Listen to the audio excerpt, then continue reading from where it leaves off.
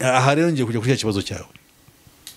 Umupasiteri n'ugiye kujya muri politike, wagiye muri politike agiye gukora iki? Kuvuga mu mashyaka. Duhere kuri iki, ubundi birakwiye. Ubundi amashyaka ntabwo gikwiye, nicyo nashatse kwereka. Amashyaka ubwayo ni umugambi wa Satani, icyo bita multipartism. Ni ibintu byaje bagamije kugira ngo bace intege abantu batuye isi. Twizere ko meze neza mu bice bitandukanye abakurikiye The Zoom TV. Ubwo tuba tuvuze abari mu Rwanda bumva ikinyarwanda aho bari hose, mu Burundi ndetse n'abari muri za diaspora zitandukanye. Nkuko mubibona imbere ya kamera turi kumwe n'umutumirwa, abantu benshi mwagiye mukurikirana cyane cyane ku ma YouTube atandukanye. Ni nayo mpamvu natwe twifuje kugira ngo uyu munsi tumutumire. Turagusuje cyane Pastor. Murakoze. Imana y'umujuru bagire neza bo kuri Zoom. Nanjye ndabasuhuje. Ubutumire bwanyu ndabukunda, ndabwishimiye kandi nzi yuko byagirira akamaro abantu benshi ku imbabazi z'Imana twagiriwe. Ndabashuhuje kandi abazabakurikira barurege baba subscribers bose n'abandi bose bakurikira ubutumwa bo mu Rwanda, mu karere k'ibiyaga bigari no kwisi yose. Imana ibaho umugisha. Murakoze cyane. Hanyuma muraza kwiyegerezaho mikoro hejuru gato. Mr Pastor bundi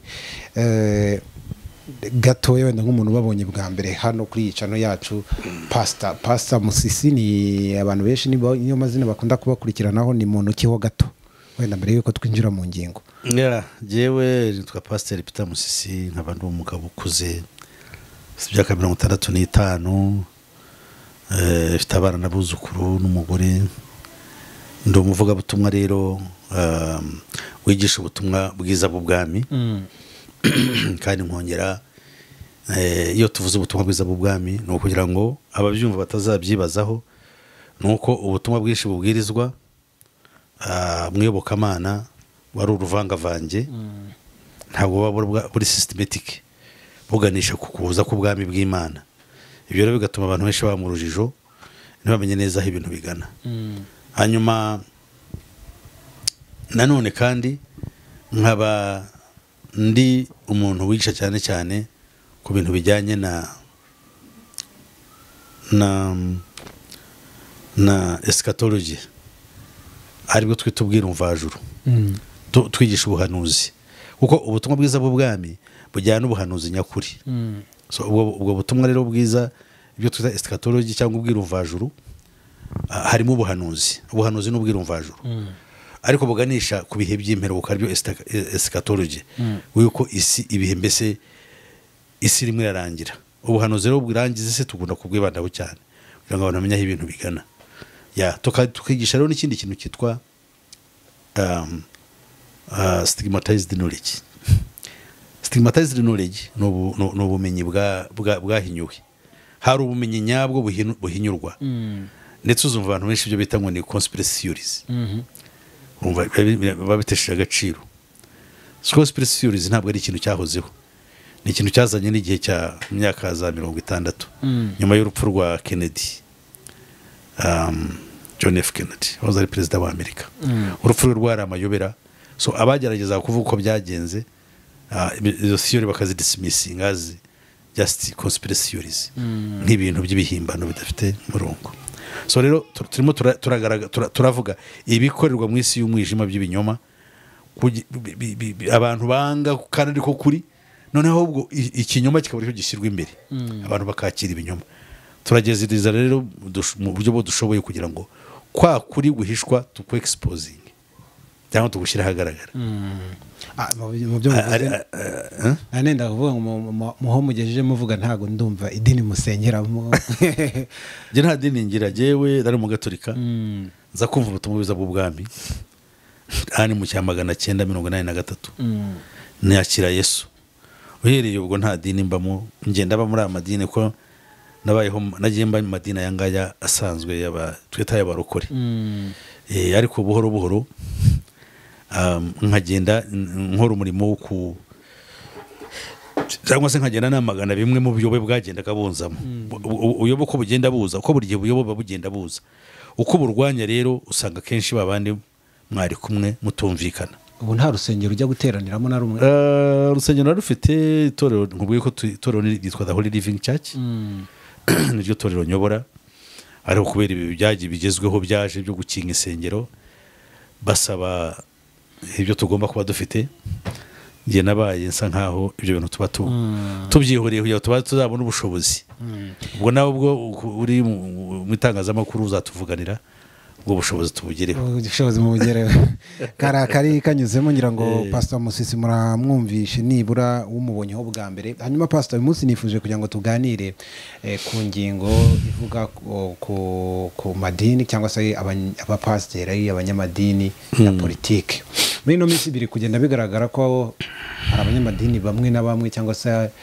bizwa ko bakora umurimo w'ubupasiteri cyangwa se umurimo w'Imana bayoboye intama z'Imana nk'uko mukunda kubivuga ubu twabonye cyangwa se tugenda tubona bayobotse politike kabona niyo bashaka kuvugaho cyane binjiye muri politike ubundi ibyo bintu ni bibi ko hanze hari abantu baza kuvuga atari kurira nawe kubera iki yagiye muri politike ibyo bintu ubundi byo mubihuza gute biremewe ubundi nk'aho umuntu w'umushumba kuba umushumba yajya no muri politike akinjiramo cyane ubusanzwe ikintu kutakijyamo cyangwa kukijyamo turabanza tukayidentifayinga icyo ari cyo tukareba niba tukigiyemo cyadufasha ubundi politike ni iki ubundi politike ivugwa mu buryo bubiri abayivuga ukuri bavuga yuko politics is a dirty game that means politics ni umukino wanduye cyangwa politike ni umukino wanduye abo nibo nemera yuko bavuga ukuri ariko hari n'abandi bagerageza kuyiha akazina keza mu cyongereza bakavuga ngo politics is the management of public affairs ngo ni the science cyangwa se the science of managing public affairs bivuze ngo ni ubumenyi cyangwa ubuhanga bwo kuyobora ibireba rubanda ukabishyira ku murongo yewe rero maze gusoma Bibiliya kuko nanjye nabayeho mu bantu bakurikira ibi bya revolutions cyangwa se bya politike ngiye mvuga ibyo nzi nasomye cyane ibitabo nakunze ibitabo bya Karl Marx nakunze imikorere abitaga ba Che Guevara revolutionaries ba Che Guevara nasomye ibitabo bya mwanditsi w'umuhanga muri East Africa witwaga Babu nasomye ibitabo bya witwaga France Fanon cyane cyane ubwo ndavuga ku byerekeza revolution zagendaga zikorwa ndabikunda nkunda ibitekerezo bya Karl Marx nkunda ibyakozwe na Vladimir Lenin ibyo byaje no muri Afrika nkunda abanyafrika benshi bitanze mu bwigenge bw'abanyafrika no kuzana amahoro nishimiye nari mu rubyiruko rwari rufite gahunda yo kurwanya imikorere y'abagashaka buhake muri Afrika y'Epfo so ibyo mvuga ndabizi ariko naje gusanga ko kuva mwaka 2000 ishize hatangiye gahunda ya Satani yo gutegeka isi kandi iyo gutegeka isi kwari guhanganye na Kristo ko Kristo aje ku isi yaje kugira ngo ashyireho ubwami bw'Imana Satani nawe ahaguruka kugira ngo ashyireho ubwami bwe nibyo dusanga mu byahishuwe igice cya 12 urugamba rwatangiye hagati y'ikiyoka n'umugore iyo tumanutse tukagira igice cya 13 tubona inyamaswa yavuye mu nyanja inyamaswa yavuye mu nyanja rero ni political system itegeka isi uhereye icyo gihe kugera none inyamaswa yavuye mu nyanja y'imitwe 7 n'amahembe 10 irwanya Kristo kandi niba irwanya Kristo yarwanya Imana nta cyiza gishobora guturuka mu mubi ubwo nkubwiye mu ncamake muri Bibiliya hari aho byanditse ariko ndakwereka yuko so iyo system rero itegeka isi nanone abanyarwanda twarakoronejwe dukoronezwa n'ingoma y'Abaroma ntabwo Abaroma bigeze baduha ubwigenge Abaroma badukinnye agakino tumaze ibyo baduhaye ubwigenge bwari uburyo bwo kudutegeka ariko badukubita ibiboko ariko bakoresheje bene wacu niyo mpamvu rero ubu ngubu za leta zo muri Afrika bageragezaga kugira ngo barebe inzira kugeza n'ubu yafasha rubanda ntabwo bagiraga amahoro ntibabagaho hano mu Rwanda tuzi yuko twapfusha umwami Rudahigwa bamutsinze Bujumbura icyo yashakaga twese turakizi ariko rero jewe aha rero ngiye kujya kuri kibazo cyawe umupasiteri n'ugiye kujya muri politike wagiye muri politike agiye gukora iki kuvuga mu mashyaka duhere kuri iki ubundi birakwiye ubundi amashyaka ntabwo gikwiye nicyo nashatse kwereka amashyaka ubwayo ni umugambi wa Satani icyo bita multipartism ni ibintu byaje bagamije kugira ngo bace intege abantu batuye isi baratubeshya ngo dufite amashyaka buriya nko muri Amerika nta mashyaka haba bafite ishyaka rimwe gusa ry'abademokrates oya biriya ntabwo ari amashyaka biriya ni groupings zo kujijisha abantu ishyaka rihari itegeka ryitwa Council on Foreign Relations niryo rikorera mu ibanga niryo rishyiraho abaperezida niryo ibyo byashatse nicyo rikora n'uriya ntuzi buriya niyo mpamvu yashyizweho kuko ashyigikiye ubutinganyi arashaka yuko mu myaka mike isi yose izaba irimo abatinganyi aribo bayobora Joe Biden that guy is a satanic man yagiye no gusenga ejo bundi bakora amasengesho asenga yirinda kuvuga ikijambo Imana ntashobora kurivuga so rero ibyo nubwira abantu batazi utekereza ari impamvu yanze kuvuga Imana kuko n'umwanzi wayo ni ukuvuga rero njye nsangiye nawe ndamutse n'umuntu nkamukora mu kiganza nkashima ibyo akora mba nifatanyije nawe mu mugambi ashaka akora wo kwanga Imana ariko arahira Imana yaravuze ngo Imana izabimfashemo ibyo kubivuga ntabwo icyo gihe cyo kureza cyo mvuga ndavuga mu masengesho ejo bundi abasenga hari amasengesho ngari yabaye numva bavuga yuko mwanze kuvuga ijambo Imana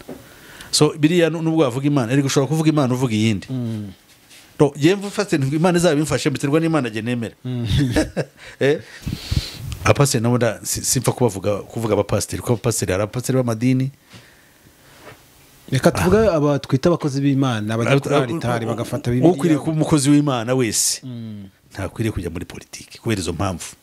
kuko ninjira muri politiki azaba yinjire muri teritori ya Satani kandi teritori ya Satani ntazayibonera amahoro kuko icyiza ashaka niba nagifite ntabwo azagisohoza kuko ntabwo kijyanye na objectives za system akoreramo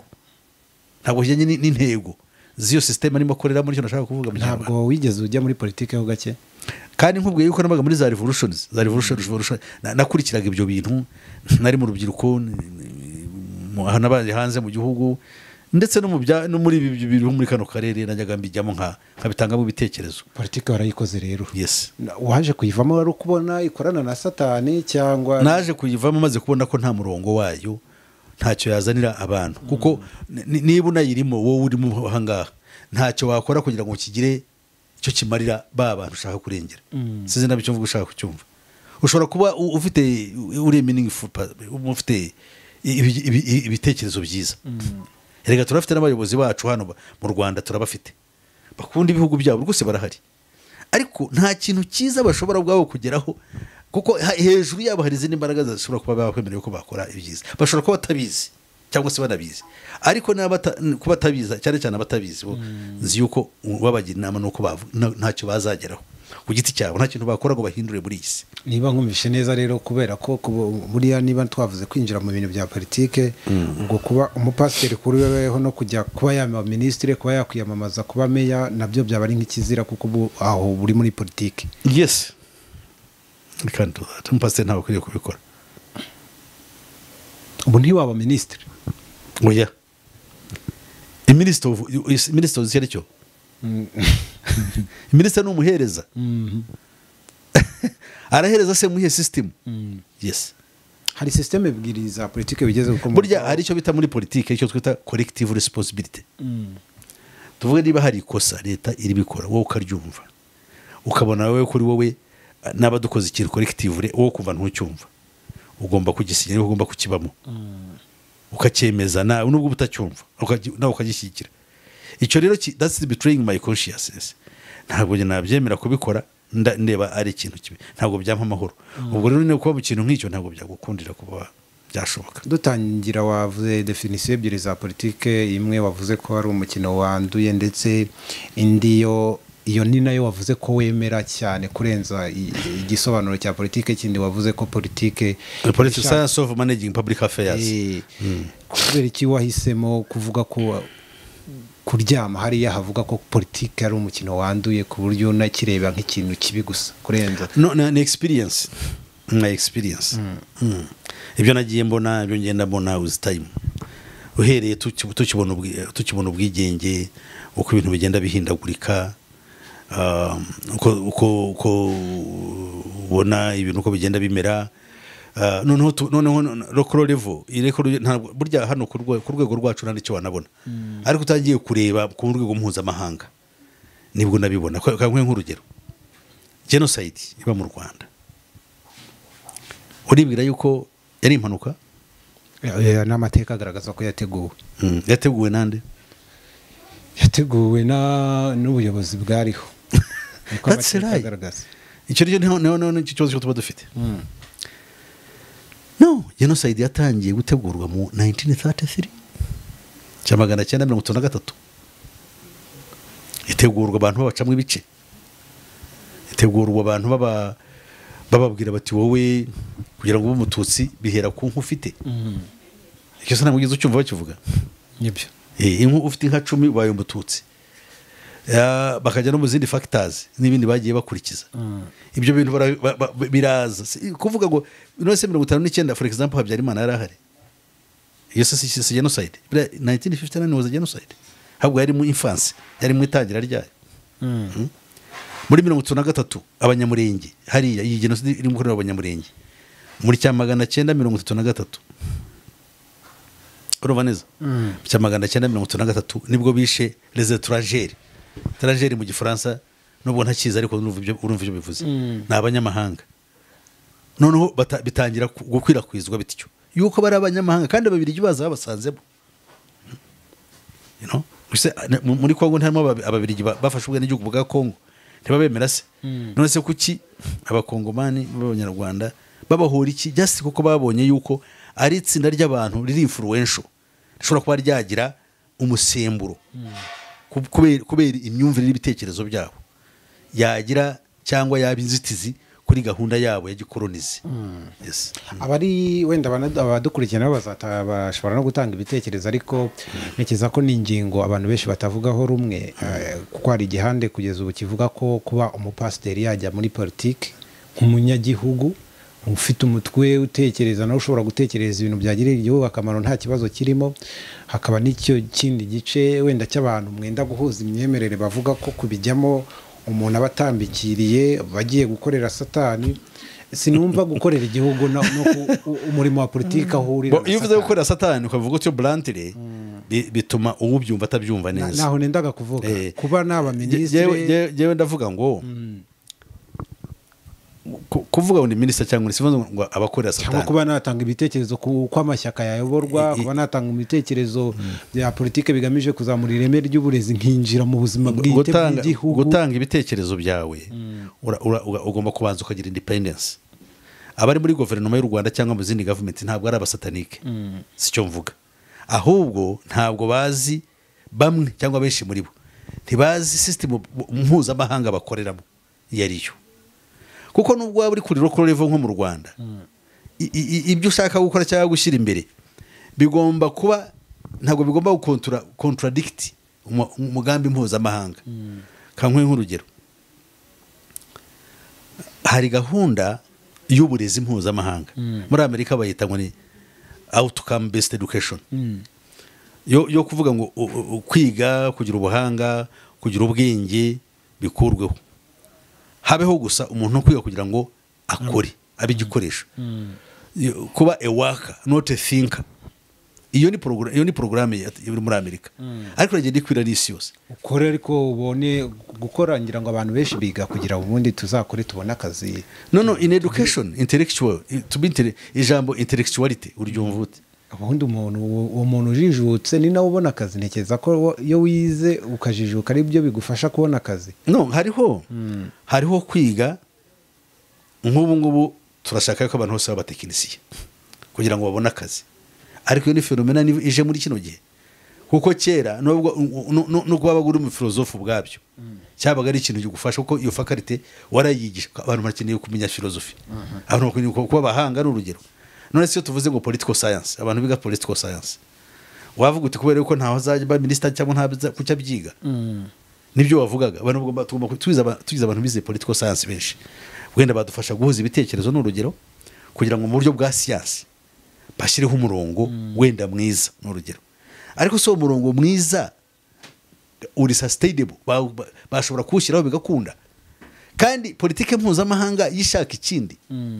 n'abapolitike mpuzamahanga ishaka genocide mu Rwanda n'urugero wowe ibitekerezo byawe byiza aricyo byakora byagikora kuko ntekereza ko n'impamvu tubona ubu ko jenoside ari mbi nuko hari ibindi bitekerezo byiza byagaragaje ko itari kwiriye kubaho niko mbitekereza. none se kankubaze wowe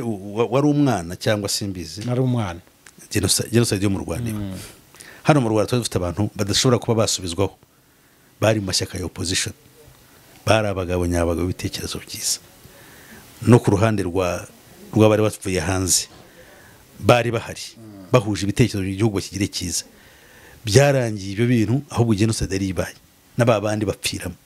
arabyumva neza. So rero igihe cyo nshaka kubwira ni ukubwira ngo umugambi wa genocide ntabwo wajya kubura gusohozwa kuko wari warateguwe ibitekerezo byiza byose ntabwo byashoboye guhagarika cya kindi ngira ngo nuko ibyo bitekerezo byiza byariho byaganjijwe n'ibibi bitewe n'imbaraga wenda bari bafite ibitekerezo bibi bari nafite. Niyo mpamvu nkubwira rero ikibi kigomba gutsinda icyiza kwa Satani ntabwo icyiza gitsinda ikibi kwa Satani. Niyo mpamvu ugiye nkubwira ngo umukristo noneho kugira ngo nkubwire neza sobanukirwe neza twebwe nk'abihaye Imana n'urugero kavuze iryo jambo naryo ryumvikana bavuga ko bari ku ruhande noneho rukorera Imana abemera Imana tukwiriye guhagarara mu ruhande rwacu nk'uko Kristo nawe yakoze. Kristo ubwe baramufashe baramubwira ati tugomba guhindura umwami kuko bari bamubonye yuko abayuda bari barakandamijwe bifuzaga iki bifuzaga yuko babera umwami arababwira ati ubwami ntabwo ariho cyanzanye ndetse baca mu myanya y'intoki aragenda birababaza. Igihe ari imbere ya Pilato yavuze ngo iki Pilato yaramubajije ati ko sibyo bavuga n'ukuri kuko uri umwami undi aramubwira ati ibyo bavuga yuko ndi umwami ati ibyo ni ukuri ariko ntabwo ubwami bwanjye ari ubwo muri iyi si urumva icyo kintu ariko Yesu we n'ubundi okay bigendanye no kwemera kuko hari n'abantu batemera Imana burya icyo kintu tugomba nacyo tuzakiganiraho muvuge niba mubaciraho iteka. Oya ntabwo umuntu duciraho iteka kuko Imana kugeza ubu ntiturayibona bamwe ngo tuyibonesha amaso nta n'igihe muzanayibona ntabwo kizabaho bajya bavuga ko tuzanayikoraho ahubwo mwibuka arimo arayihakanye ni ukuvuga reka tujye kuri ka kantu tutakayoba. Yesu aravuga ati abwira Pilato ubwami bwanjye ntabwo ari ubwo muri iyi si aho kantu urakumvise nabo ubwami bwatari ubwo muri iyi si rero twebwe abamukorera tugomba kuvuga iby'ubwami bwe. Niyo mpamvu nakubwiye tugitangira ngo jewe ndavuga ubutumwa bwiza bw'ubwami ubwami bwande bwa Yesu Kristo bwa buri butari ubwo muri iyi si. Rero ntabwo nakombininga ibintu ntabwo navuga ubwami bw'iyi si kandi ngo nongere mvuge ubwami bwa Kristo bw'ijuru ntabwo byakunda. Those are two contradictory sort of undertakings. Ntabwo ushobora gufata ibi cyangwa ujye muri kiriya it can't work out. Urimo ariko ushobora kuba yakora ubupasiteri akaba n'uwo munyapolitike ntiwamucira urubanza ntabwo namucitse ntabwo ari byo uca imanza njye ko namugira inama yuko bitazashoboka atari byo. Aricyo Bibiliya ubundi bivuga kuba umuntu atakwiriye kuba muri politike ngo anashumbe cyangwa se abe umuyobozi cyangwa se anabwirize ubutumwa bwiza. Ni ukuvuga ngo Bibiliya iki tubwira twebwe nk'abakristo umurimo wacu ni ugusengera abatware kugira ngo habeho amahoro dushobore kuvugana n'ubutumwa bwiza ntabwo ari kuba amahoro ngo tujye tumwe gusa ni ugushyiraho amahoro Imana ikaduha amahoro nk'aka gahenge genda niba ndahangaha mvuga ubutumwa uyu munsi ejo sinzi uko bizashoboka. Uzi yuko muri Amerika udashobora kugenda ngo ujye ku muhanda uvuge ubutumwa cyangwa hano hambere hangana ntabwo ukizi uracyabona abantu babwiriza ku muhanda ariko njye mba mbona nta n'impamvu yo kubyibwiriza ku muhanda mu gihe hari insengero. Insengero zo ziri ni ukuvuga ngo kwa Musisi niba urusengero ruhari hakaba n'urundi rw'abakaturika runyegere n'urundi kubera iki ubundi umuntu yagenda kubwiriza ubutumwa bwiza butandukanye na message z'amadini. Twe tuvuga ubutumwa bwiza bw'ubwami ntabwo rero ngomba kujya mu rusengero kuko mu rusengero hafite nyiraho ubutumwa bwiza bw'ubwami buriya na Yesu ntabwo yabwirizaga mu nsengero yakoraga ibiterane hanze ariko ibiterane n'ubu biremewe uretse wenda muri corona hanyenda umwemeramana rega pastor ibiterane natwe twarabikoraga ntekereza ko wenda ahubwo icyaba kiriho byaterwa n'ibihe turimo. Hanyuma kuri icyo wenda tukiri kuri politike n'amadini niba ubikora akumva ntacyo bimubangamiyeho umuntu akwiriye gucirwaho iteka nubwo wavuze ko atari we urica ariko wishingikirije Bibiliya hari umuntu ukwiriye kumunenga ntabwo guciraho umuntu iteka burya n'imvugo ititerabwoba y'amadini yazanye kugira ngo utavuga ibitagenda ahubwo umuntu gucyaha no kwinenga nihereyeho nkavuga ati nk'abakristo iki ntabwo ari cyo ntabwo buciyeho iteka sinzi impamvu abantu b'isi baturusha ubwenge bakora amanama barangiza bakaninenga cyangwa bagakora ibikorwa babivamo twinenge njya mbona niyo twashingiye cyangwa turahura twinenge ese buriya bakwe ko bari baje kudusura twifashe dute byagenze neza kuki si ibyo bidashobora kuba byagera n'umuyobokamana ari nayo cyane cyane rikwiriye ubuziranenge ahubwo niba abantu bashaka ubuziranenge basanzwe mu mico yabo no mu byo bakora kuki iby'Imana byo tutarwana kugira ngo nabyo bye kubamo inenge iyi ngingo turi kuganiraho Pastor iraza gutuma wenda ngira n'ibibazo by'amatsiko byo kukubaza ubamo ntashya kugira ubamo mu Rwanda nk'umuyoboke waryo ubwo kuko n'ibyabo uko byagenda kose iko mitekereza oya iby'ishyaka byo jewe ntacyo nakubwira cy'ishyaka kuko naba ngiye kwamaza je nabandi umukozi w'Imana mvuze n'ishyaka ngo bamurire cyangwa narivuze hanga nkabo gwishakiri byabi ari kuza kwinfluencing abantu bavuga yuko kuri kamera hanga naje kwinfluencing abantu kujya mu ishyaka ryanjye kuko naba mfite abantu bashobora kuba wenda kuko opinion leader urugero hari abantu wenda bashaka kuvuga ati bakumva yuko bajya muri iyo shaka ko ndirimo noneho barangiza abandi nabo bakavuga bati ntabwo yaje kuvuga ubutumwa bwiza ahubwo yaje kwa advancing political interests ibyo rero ndabyirinda ariko ishyaka uribamo nubwo atari naka I don't know sinzi icyo navuga kuri icyo kintu ubwo ribamo none se Pastor tugere kuri usibye yuko ibyo nkubwiye ibyo niba ari uko bimeze ishyaka cyangwa umutwe wa politiki nta n'ishyaka ndimo birashoboka hanyuma wenda Pastor impamvu ndanye niyo ngingo cyangwa turakomeza no kuyiganira nuko rimwe na rimwe hari imyemerere y'abakristo bamwe hanze inabuza n'umukristo kuba yafata n'irangamuntu kuba ngo yakwanga gutora atemerewe kujya gutora nabyo akagaragaza ko ukwemera kwe kubimubuza mwe mubivugaho iki kuba umuturage avuga ati icyo yakora kirenze akaba ari ukujya mu muganda ibindi bikorwa bya politike bitamureba kujya kwamamaza abakandida kuko ntekereza ko Bibiliya irabivuga ko ikiboshye mu isi no mu ijuru kiba kiboshye ariko n'ikibohowe mu isi niko mbitekereza mbura no mu ijuru cyaba kibohowe ubusanzwe hariho ibintu nka bibiri hariho ubuyobe noneho hakabona uburwayi ku muntu ubundi twe tukavuga ngo indangamuntu kugira indangamuntu bimaze iki kugira indangamuntu bigusaba kumenya uwo ari we kuko na Yesu nawe ubwe avuka yavutse bagiye kwandika cyane kugira ngo buri muntu ajye iwaba hakomoka abantu Bibiliya avuga ngo niho kwandikwa kwa mbere kwabayeho ku isi kuki kwatanye n'ise n'ivuka rya Yesu Kristo vuga umuntu kukumenya huyu wa nta kibazo kirimo nawe ubu ngubu uje tugahurira mu nzira ntakuzi aho uri nabaza ko ibyangombwa bikuranga nibi nase kukubwira ngo nta byangombwa bye bindanga ubwo nibyo nzafata ubu urumva umuntu aba ari muzima ari n'abafataga za perime ntabwo ari ubujiji ni uburwayi habamo ikintu cyo kurwara mu bwonko bikituruna ukundi ntabwo avuga yuko ari ubujiji ni ikintu se ushobora gusanga n'umuntu afite n'amashuri kuko amashuri nibireko bitangwa no kujijuka aho ugasanga arabikora why is sick kuko iriya myuka imwijiramo ituma atagira independence yo kureba ikintu ngo ayungurure icyo gukora igikwiriye gukorwa n'itakwiriye gukorwa sinzi ikintu barubaje za perime hari n'abazicwa ntibazigire n'abadakoresha ngo amakarita ya ATM sinzi mwe niba muyikoresha ngo cyane abafite imyemerere n'abatareba televiziyo ibyo nabyo n'abatagira za telefone n'abafite jewe ariko telefone kuyitunga ubuse ubutumwa mbwiriza ntabwo buzumvikana ku maradiyo buzumvikana ntabwo uzaba mu biterane buzaba kuri za telefone abenshi banabukurikira kuri za telefone sure none se wambwira uteguye ikintu kandi ugikuyemo jewe urinde nakibonamo akamaro undi nakibonamo umuziro umva ni ikibazo je hari umuntu umwe wakoze ikintu gishekeje, ni muturanyi wanjye actually ashatse kwandikisha ubutaka bwe,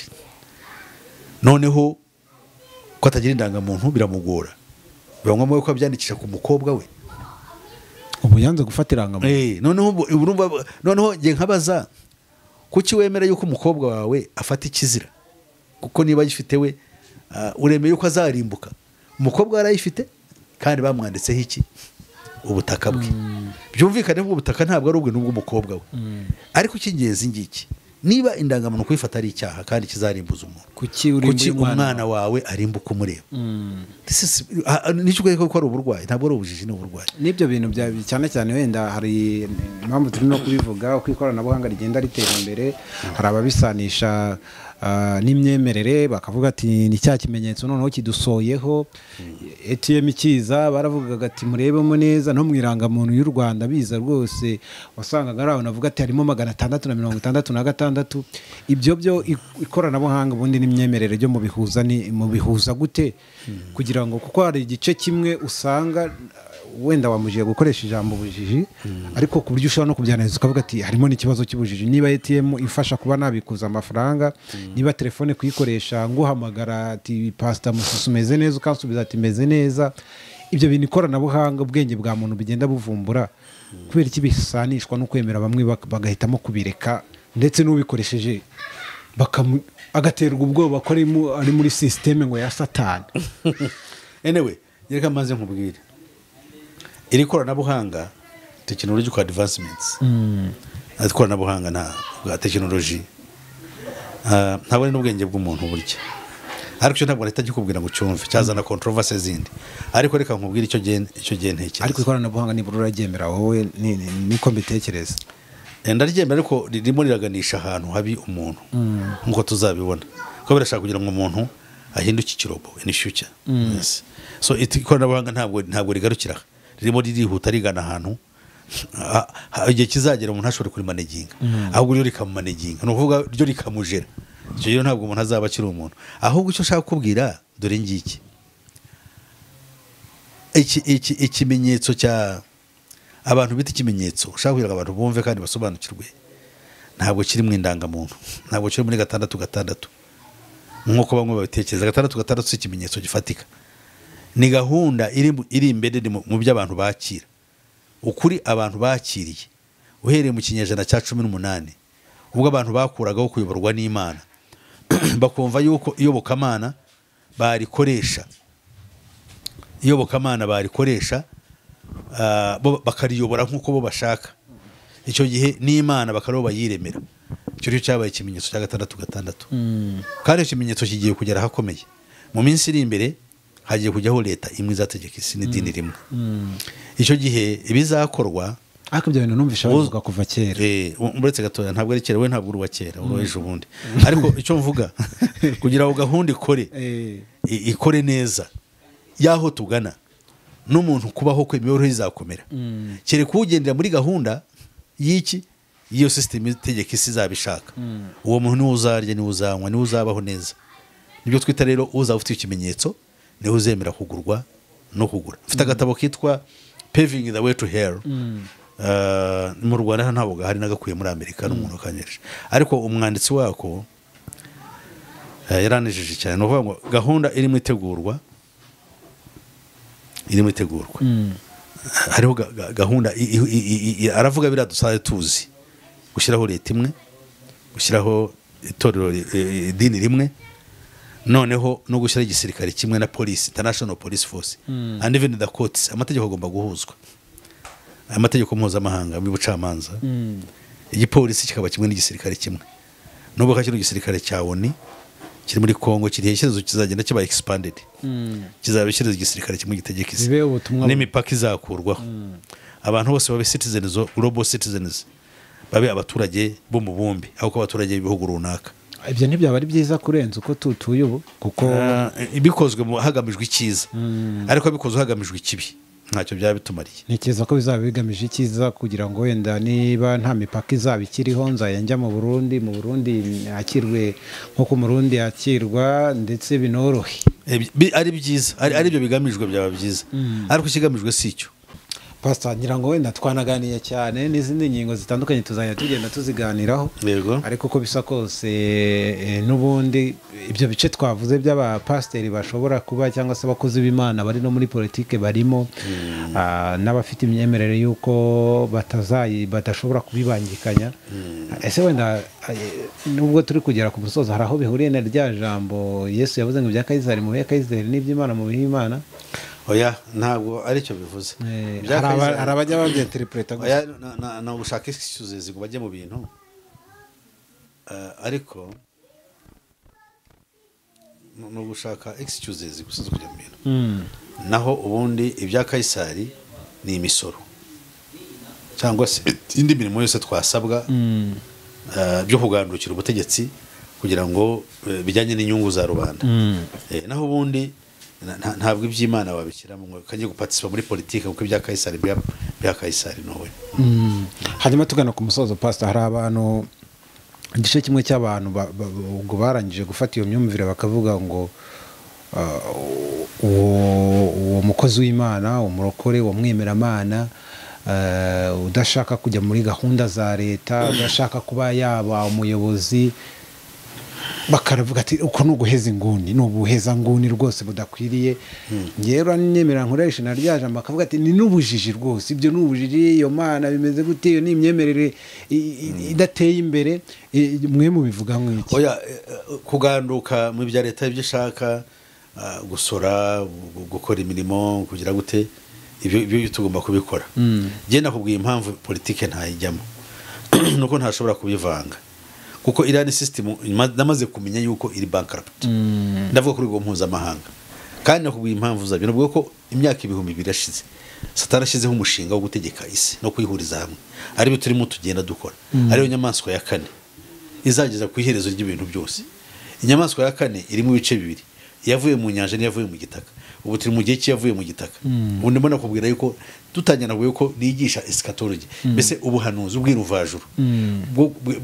bw'ibihe by'imperuka kuvuga ubihe by'imperuka n'ubuhanuzi kubwinterpreta nacyo ni ikindi kibazo ndakwereka ko inyamaswa yavuye mu gitaka ritegeka isi izazana ibimenyesho kandi izasiribanga isi yose kandi ikayiconshomera niba harimo gusiribanga no gukora ibiki byose nuvaza bari mu gitugu no kugira nabi uje iyo party ya system cyo gihe cyo gusiribanga cyangwa guconshomera ugashaka ngo no sibyo of course uzaba crushed ntago byakunda rero ni byiza ko twaba ku ruhande rwa Kristo tugahamagara abantu kujya mu bwami bw'Imana